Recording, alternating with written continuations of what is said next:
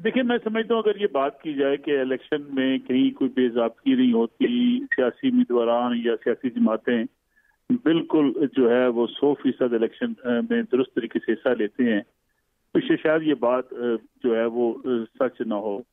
बदकिस्मती से पाकिस्तान में हर सियासी जमात ये कोशिश करती रही है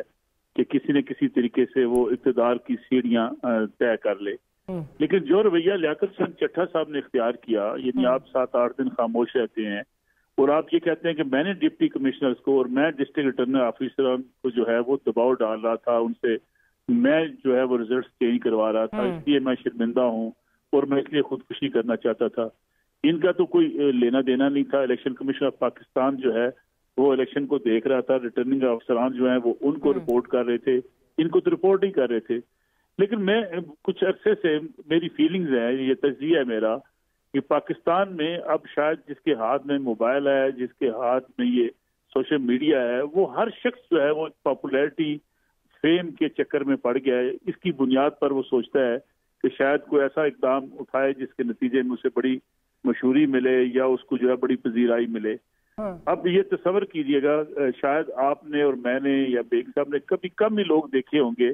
कि ब्यूरोक्रेट्स जो है अपनी वीडियोस टिकटॉक पे या ब्यूरोक्रेट्स अपनी वीडियोस जो है अपने दफातर में अपना चार्ज ज्यूम करते हुए बनाते हों और उसको सोशल मीडिया पर वायरल करते हों। लेकिन ये भी हम पिछले कई जो है सालों से देख रहे हैं। मैं समझता हूँ चट्टा साहब जो बात कर रहे हैं, चट्टा साहब बिल्कुल दुरुस्त था। बेग साहब ने सारी उम्र इंजॉय किया, बेहतरीन नौकरियां की, बेहतरीन पोस्टिंग ली और फिर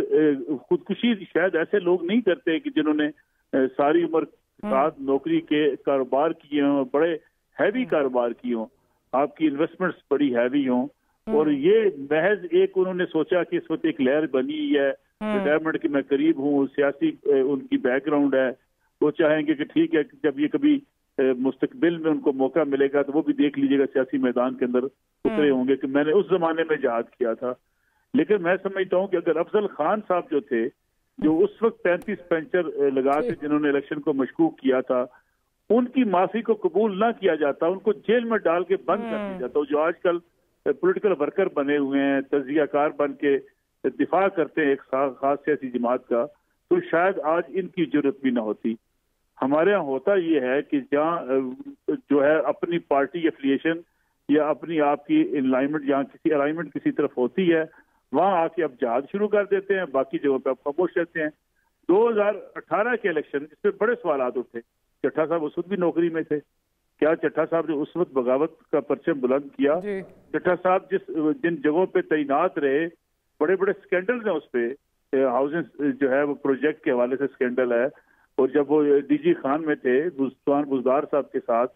उस वक्त भी उनके ऊपर बड़े वहां स्कैंडल्स हैं, बड़ी तहकीकात हो रही है चीजों की। लेकिन क्यों एहतिजाज ना? मलिक साहब फिर मसला भी ये भी तो है ना, सवाल तो ये भी है कि हमारा सिस्टम इस तरह के उनको जो है ना वो सपोर्ट करता है और इस तरह के अफसरान को जो है वो उनको जो है वो बिल्कुल मैं आपकी बात से आपकी बात से 100% इत्तेफाक करता हूँ। हर सियासी हुकूमत ऐसे अफसरान चाहती है ताकि उनसे अपने काम ले। असल में हमारा जो एक निज़ाम है ये काफी हद तक जो है वो कॉम्प्रोमाइज हो चुका है, इसको दुरुस्त करने की जरूरत है। तो फिर आप देखेंगे इस किस्म के लोग खुद ब खुद जो है इससे माइनस हो जाएंगे। हाँ, बिल्कुल ठीक। इस वक्त हमें इमरान शफकत साहब ने भी ज्वाइन कर लिया है। इमरान शफकत साहब ये बताइए, जो ये अभी कल जो कमिश्नर रावलपिंडी की जो स्टेटमेंट्स आई हैं, जो उन्होंने इल्ज़ामात लगाए हैं और बहुत संगीन नौयत के इल्ज़ाम है, पूरा जो है वो उन्होंने ज़िले की बात की है, ये नहीं कि कोई 1-2 सीटों की बात की है, और जाहिर है वहाँ पर एक डिवीज़न की जब बात वो कर रहे हैं तो एक वहाँ पे जमात जाहिर है PMLN को ज़्यादा जो है वहाँ पे बरतरी हासिल है, तो पूरे इलेक्शन प्रोसेस पे जो बिलखसूस इस इलाके का इलेक्शन प्रोसेस है उस पर उन्होंने सवालिया निशान उठा दिए। लेकिन साथ साथ एज थिंग्स आर अनफोल्डिंग, एक सोशल मीडिया चैट के जो हैं वो भी चल रहे हैं इस वक्त